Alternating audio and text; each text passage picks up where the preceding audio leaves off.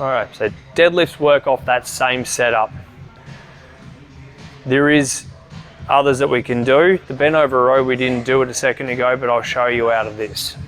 So first up, so I'll go through all these sorts of variations and I'll talk you back through them. So you deadlift, you got your suitcase, as we did with the bent over row. So here, we drive, and the hips go straight back.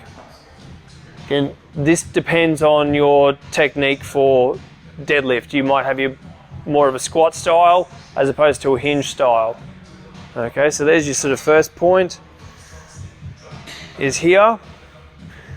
You can then cross over. This gets a lot of shoulders and lats into it, so this is good for when you're coming to a bar and my arms cross over each other. So you got to swap side, swap right over, so you got that X with your arms. Hinge, and then drive up. Hips go straight back. Push the hips back.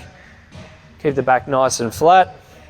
Now this is where it gets really, really tough. Now, it's important in the setup here.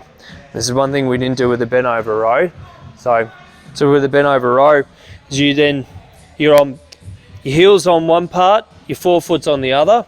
So you can do it from one part of the band or two, which makes it a lot tougher to row.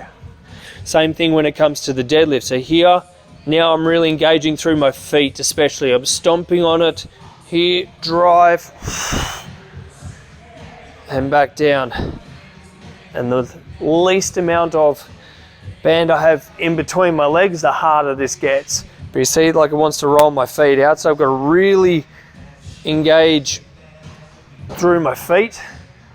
This now enforces you to use everything when it comes to doing those movements.